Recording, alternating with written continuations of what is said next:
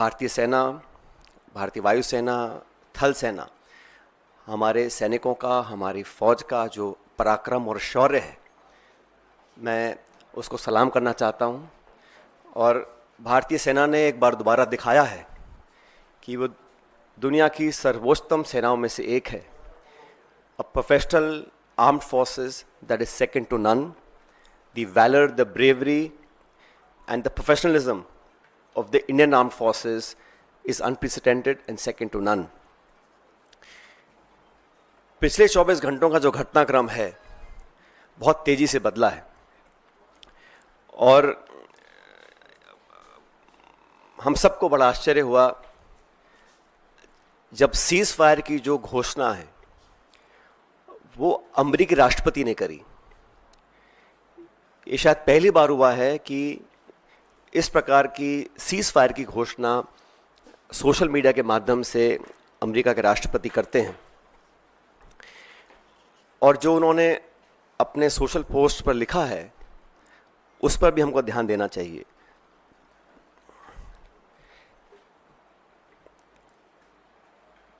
भारत और पाकिस्तान के बीच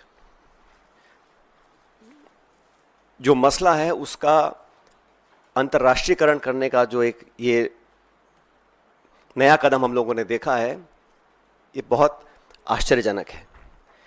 और कांग्रेस पार्टी बहुत लंबे समय से इस मांग को करती आई है कि हम लोगों को पार्लियामेंट का एक विशेष सत्र बुलाना चाहिए।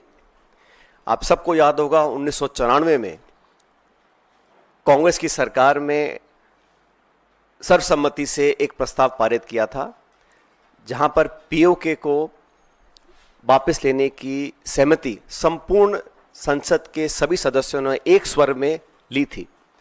1994 का जो रेजोल्यूशन है, समय आ गया कि उसको हमें दोबारा दोहराना चाहिए। और इस पूरे प्रकरण में पहलगांव के आतंकी हमले के बाद देश में शायद पहली बार अनप्रेसिडेंटेड और एक तरफा समर्थन भारत सरकार को सब पक्षों से मिला। सभी दल, सभी विचारधारा, 140 करोड़ लोग भारत सरकार के साथ खड़े रहे और हमने साफ कहा था कि पहलगाम में जो आक्रमण हुआ है वो भारत की आत्मा पे आक्रमण है और इसका मुंहतोड़ जवाब देना अति आवश्यक है। सेना ने जो कदम उठाए उस पर हम सबको बड़ा गर्व है और जो आतंकी इलाकों पर, ठिकानों पर जो अटैक करा उसका हम सबको बहुत संतुष्टि इस बात की है कि हमारी भारत की सेना उस काम को कर पाई। लेकिन अनवेवरिंग, अनप्रेसिडेंटेड सपोर्ट जो भारत सरकार को दिया, मैं समझता हूं कि हमारी जो मांग है उसको सरकार को सुनना चाहिए और एक विशेष सत्र पार्लियामेंट का बुलाना चाहिए। काफ़ी चीज़ें उसमें डिस्कस होनी भी चाहिए और देश एकजुट है आतंकवाद के खिलाफ और पाकिस्तान के दुस्साहस के खिलाफ। ये संदेश पूरी दुनिया में जाना चाहिए।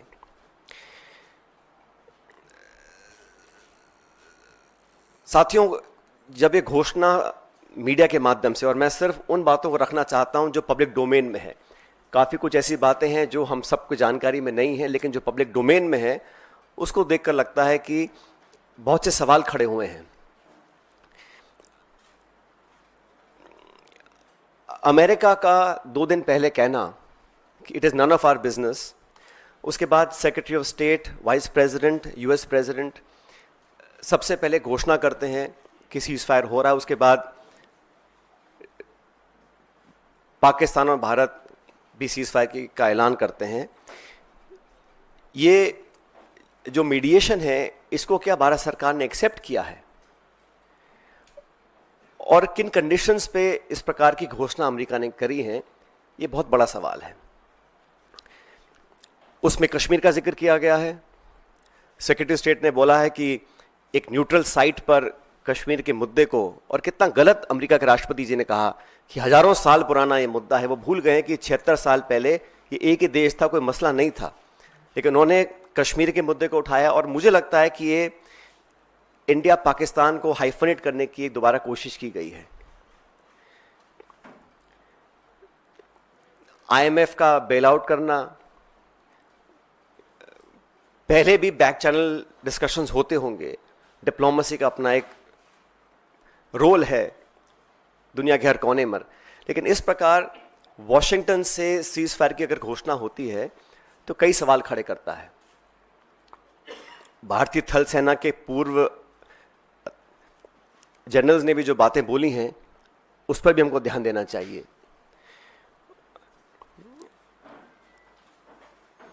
मैं मानता हूं कि सीज फायर की घोषणा के बाद जो कल बॉर्डर पर लगातार वायलेशंस हुए,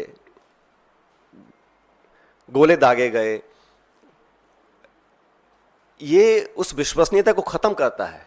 अगर सीज फायर हुआ है, अनाउंस हुआ है, दोनों पक्षों ने, डीजीएमओज ने बात कर सीज फायर की घोषणा करी है, उसके तुरंत बाद रात भर जो खबरें हमें देखने को मिली हैं उसमें निरंतर वायलेशंस हुए हैं सीज फायर के। इसलिए मैं मानता हूं कि हम लोगों को एक ऑल पार्टी मीटिंग बुलानी चाहिए भारत सरकार को, और जो पिछली 2 मीटिंग्स में नहीं हुआ वो इस बार करना चाहिए। प्रधानमंत्री जी को इस ऑल पार्टी मीटिंग में आना चाहिए और पूरे देश को कॉन्फिडेंस में लेकर सभी दलों को, क्योंकि सभी दलों ने अपनी विचारधारा को परे रखते हुए समय पर भारत सरकार को संपूर्ण समर्थन दिया था, और जो ऑल पार्टी मीटिंग्स बुलाई गई उसमें प्रधानमंत्री जी नहीं आ पाए थे।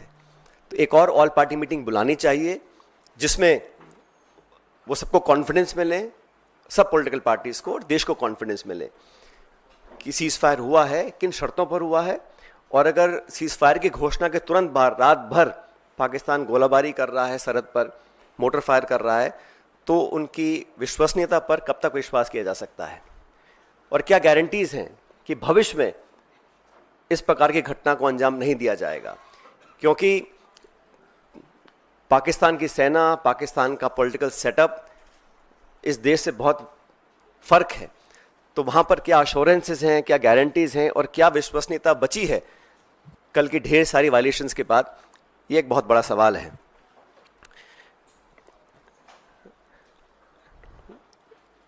1971 में भी जब युद्ध छिड़ा था तो अमेरिका ने कहा था कि हम बे ऑफ बंगाल में अपना 7वां बेड़ा भेज रहे हैं, we will deploy the 7th fleet. That's what the Americans said. But despite that, the then government and Indira ji went ahead and did what was in a supreme national interest. आज हम उनको याद करते हैं कि वो नेतृत्व ऐसा था जहां पर नेशनल इंटरेस्ट को सबसे ऊपर रखा गया। और आज भी आपको याद होगा जब पार्लियामेंट पर आक्रमण हुआ था, वाजपेयी जी प्रधानमंत्री थे, सोनिया गांधी जी नेता प्रतिपक्ष थी, सदन के पटन पर उन्होंने खड़े होकर कहा था कि भारत, पूरा देश और पूरा विपक्ष सरकार के साथ है, जो भी उचित कदम उठाना है उसको उठाएं और निसंकोच उठाएं, हम आपके साथ रहेंगे। उन्हीं परंपराओं को कायम रखते हुए प्रमुख विपक्षी दल कांग्रेस पार्टी और तमाम दलों ने, चाहे वो खरगे जी हों, राहुल गांधी जी हों, हम सब ने सरकार को पूरा समर्थन दिया था।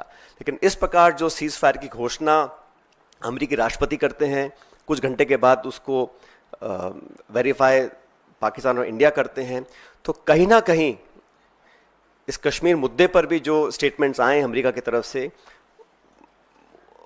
उस पर सरकार को अपना पक्ष रखना चाहिए, क्योंकि ये बायलैटरल इशू है। इसका अंतर्राष्ट्रीयकरण करने की जो कोशिश की जा रही है इस पूरे प्रकरण के माध्यम से, मैं इसको ठीक नहीं समझता हूं। एक विशेष सत्र पार्लियामेंट का बुलाना चाहिए और कम से कम 1994 का जो रेजोल्यूशन था उसको दोबारा अडॉप्ट करें और देश के सामने स्पष्ट तरीके से कहा जाए कि no third party involvement will be accepted, it is a bilateral issue and it is India's and Pakistan issue, and no country including America should have a space to intervene in a bilateral issue. अब तक हमारे पिछले कई दशकों की जो foreign policy थी, जो स्टेटेड पॉलिसी थी, वो बड़ी स्पष्ट थी, उसमें कहीं मीडिएशन का, नेगोशिएशंस का, थर्ड पार्टी इन्वॉल्वमेंट का कोई स्कोप ही नहीं था, चाहे कोई प्रधानमंत्री हो, कोई सरकार हो। लेकिन जो अमेरिका का स्टेटमेंट आया है उस पर इन सारी चीज़ों के ऊपर एक सवाल उठना लाजमी बनता है। इसलिए मैं इतना ही अपील करूंगा कि ऑल पार्टी मीटिंग सरकार को बुलानी चाहिए तुरंत प्रभाव से, और हमारे सैनिकों ने पिछले दिनों में जो कर दिखाया है, मुझे लगता है कि उस पर हम सबको बड़ा फख्र है, बड़ा नाज है, और हमारी सेनाओं का जो बल, जो ताकत, जो शौर्य, जो वीरता, जो कार्यकुशलता, जो प्रिसिशन, जिस जांबाजी से उन्होंने मजा चखाने का काम किया है पाकिस्तान को, उन सब पर हमको बड़ा नाज है, बड़ा फक्र है। Thank you.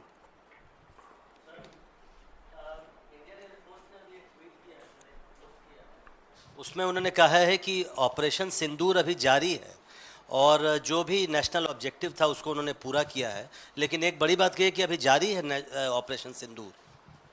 देखिए, आईएफ का जो सोशल मीडिया पे पोस्ट आया है, मैं उसका पूरा सम्मान करता हूं और मैं नहीं समझता हूं कि हम लोगों को भारतीय वायुसेना के किसी भी स्टेटमेंट या किसी भी स्टैंड पर अपनी टिप्पणी देनी चाहिए। वो अपना काम कर रहे हैं और मैं समझता हूं हम सबको आज अपनी सेना के साथ, अपनी वायुसेना के साथ मजबूती से खड़ा रहना है। जो उचित है, जो ठीक है, वो सेना में इतना दम और इतनी समझ है कि उनको कब क्या करना है।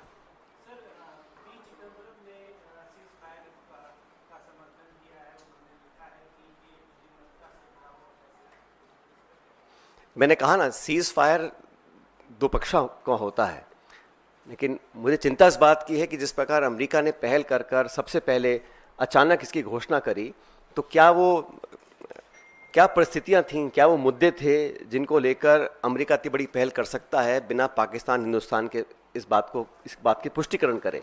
ये इतिहास में पहली बार हुआ है। तो what I am saying is that the fact that the US unilaterally announces a ceasefire between two countries so far away, it's unprecedented. It has never happened before, and they've tried to engulf the discussion to involve Kashmir, which again is unprecedented. To say that they will meet at a neutral site, who are they to decide what is a neutral site and who should meet? POK is part of this country. We have resolved in 1994 to take back POK. Has there been a change in that stand? What are the conditions? What are the circumstances? What are the issues on which they will be talking, and who is a third country to dictate to India where and when we should meet and how we should meet? That is a question that needs to be answered.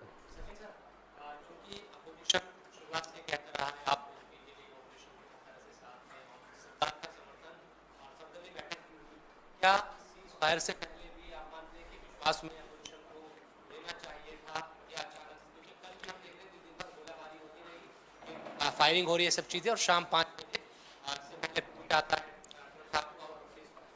जैसा मैंने कहा कि all party meetings में क्या discuss किया, रक्षा मंत्री जी ने जो ब्रीफ किया अलग अलग दलों को, वो मीडिया में चर्चा करने का विषय नहीं है।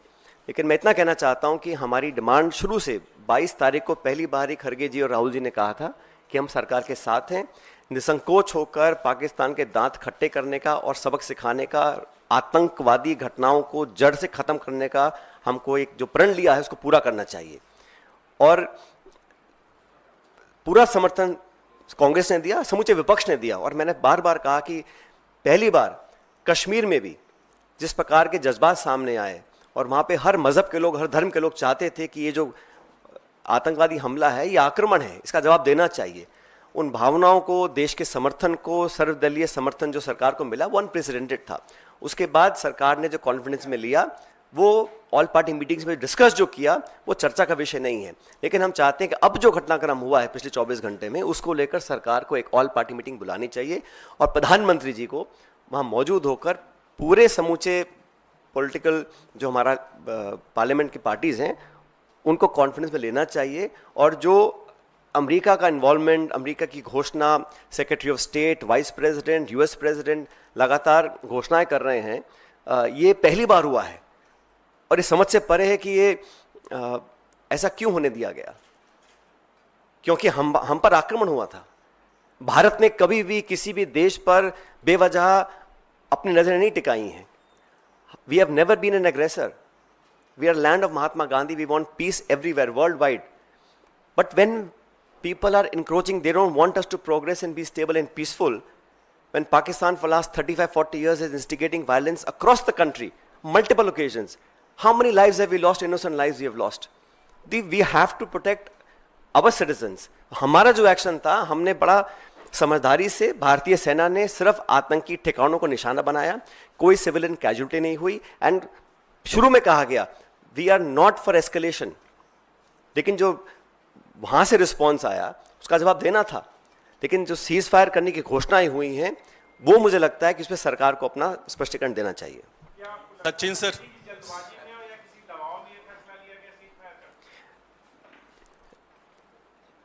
आई डोंट वांट टू स्पेकुलेट। जो पब्लिक डोमेन में खबरें आई हैं, मैं मात्र वहां तक अपनी बात सीमित रख रहा हूं। और मुझे लगा, हम सबको लगा कि ये जो हुआ है ये पहली बार हुआ है, ऐसा आज तक कभी हुआ नहीं है। किन परिस्थितियों में ऐसा हुआ, क्या कारण थे और अब आगे क्या होगा, क्योंकि इसमें लिखा गया है कि एक न्यूट्रल साइट पर कश्मीर मुद्दे को लेकर दोनों पक्षों की चर्चा होगी, कौन करवाएगा, ये third party mediation, Shimla agreement, इन सब पर सरकार को अपनी बात रखनी चाहिए। सचिन सर 2-3 सवाल हैं आपसे। पहला ये कि क्योंकि हम लोग इस लड़ाई में विपक्ष के समर्थन, तमाम कांग्रेस पार्टी और पूरे देश के समर्थन से सरकार को ताकत मिली थी और सेना पे आप लोग का विश्वास है। पहला सवाल ये है कि क्या हमने लीड लेकर भी पीछे हटे हैं, कांग्रेस ऐसा मानती है? दूसरा सवाल यह है कि इस लड़ाई को क्या आगे और बढ़ाते रहना चाहिए था भारत को जो अंडरस्टैंडिंग में नहीं आना चाहिए था? और लास्ट क्वेश्चन ये है कि आप लोग दोनों चीजों की मांग कर रहे हैं ना, संसद का स्पेशल सेशन और सर्वदलीय बैठक, बिल्कुल दोनों मांगे हमारी पार्टी की हैं कि ऑल पार्टी मीटिंग दोबारा बुलाएं, उसमें प्रधानमंत्री जी खुद उपस्थित रहें, क्योंकि पिछली 2 बार वो उपस्थित नहीं रह सके थे, और पार्लियामेंट का विशेष सत्र बुलाया जाए ताकि जो मुद्दे अभी मैंने रेखांकित किए हैं उस पर विस्तार से चर्चा हो सके और देश के सामने एक सही पिक्चर निकल कर आए। मैंने जो सवाल उठाई इसलिए उठाए क्योंकि पाकिस्तान का इतिहास रहा है। जब बंबई में आतंकी हमला हुआ 26/11, तब जांच में पाया गया कि वो पाकिस्तान के द्वारा नियंत्रित था, उन्होंने ही स्टेट स्पॉन्सर करके करवाया था। तो जांच की मांग रखना, it is an old habit of the Pakistan state. पर मैं कहना चाह रहा हूं कि इन विश्वसनीयता नहीं है। सीज फायर के तुरंत बाद वो गोलाबारी कर रहे हैं, तो भविष्य में वो अपने टेरर क्राइम्स को दोबारा पुनर्जीवित करेंगे, पोषित करेंगे, उसकी क्या जिम्मेदारी है, क्या गारंटीज हैं?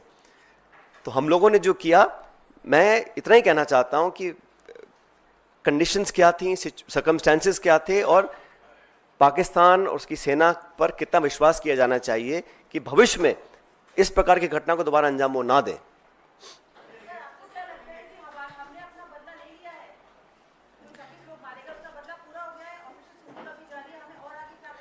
जैसा अभी आपके साथी ने कहा कि एयरफोर्स ने अभी एक स्टेटमेंट जारी किया है, तो we should wait and watch. But मैं फिर कहना चाहता हूं कि हमारी जो कार्रवाई थी वो आतंकियों के खिलाफ थी। पाकिस्तान ने पनाह दी है ओसामा बिन लादेन को, वहाँ पे उसको मारा गिराया गया था पाकिस्तान के अंदर। हाफिज सईद, मसूद अजहर, तमाम जो अंतर्राष्ट्रीय चिन्हित आतंकवादी जिन पे खरबों रुपए का इनाम है, उन लोगों को पनाह देने का काम पाकिस्तान ने बहुत लंबे समय से किया है।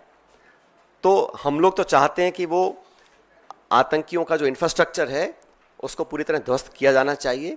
उसमें सेना को काफ़ी सफलता मिली है, लेकिन अभी क्योंकि जैसा आप साथी ने कहा कि IAF ने कहा है कि ऑपरेशन जारी है, we should wait and watch.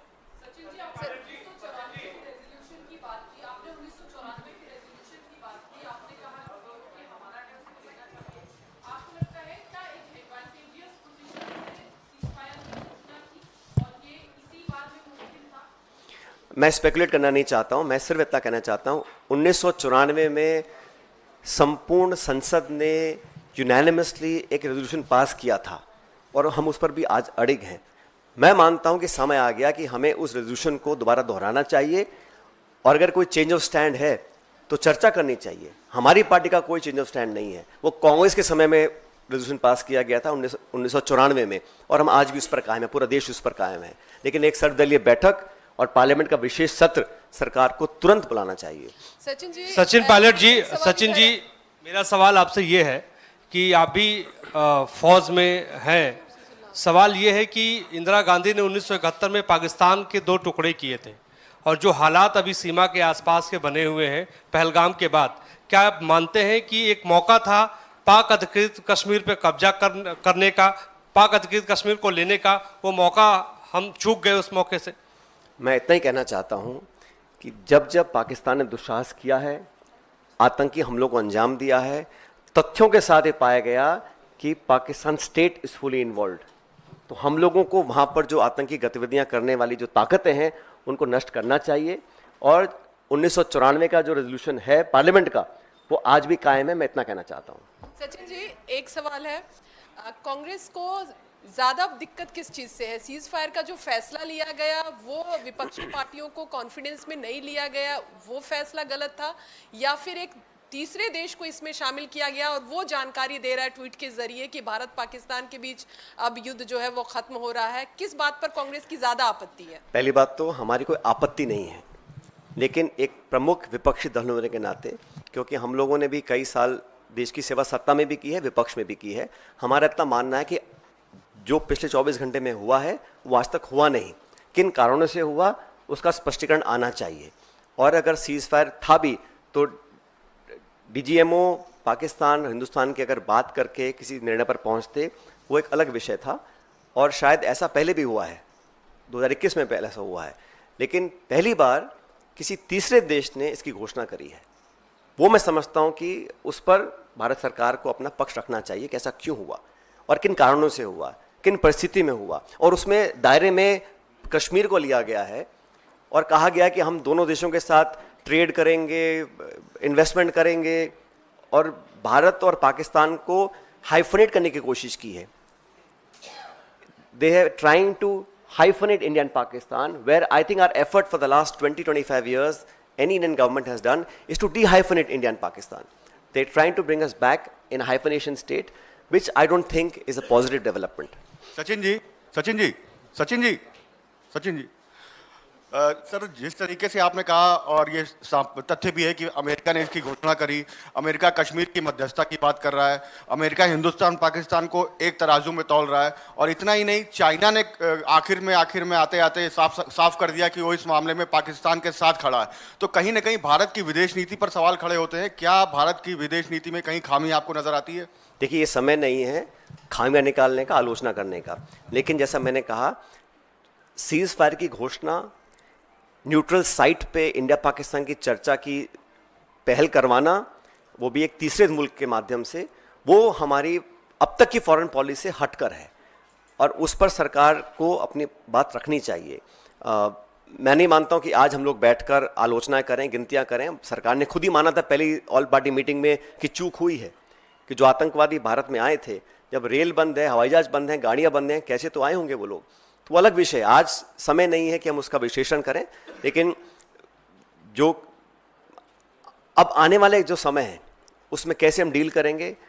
भारतीय वायुसेना बोल रही है कि अभी ऑपरेशन जारी है, सीज फायर की घोषणा हुई, उसकी पालना नहीं हो रही है। हम सब ने देखा है बॉर्डर सरहद पर जो बमबारी कल हुई है उसका मल्टीपल वायलेशंस हुए हैं, उस पर हम लोगों को क्या करना है, ये सरकार को मैं फिर कहना चाहता हूँ।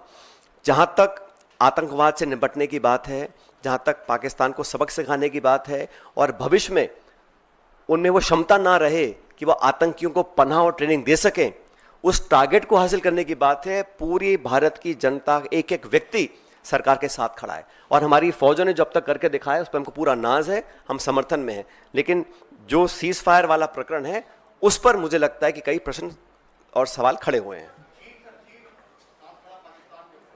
ये कोई नई बात तो है नहीं, हम सब जानते हैं कि उनका पूरा समर्थन रहा है। जो आर्टिलरी है, इक्विपमेंट है, वो सारा चीन सप्लाई करता है पाकिस्तान को।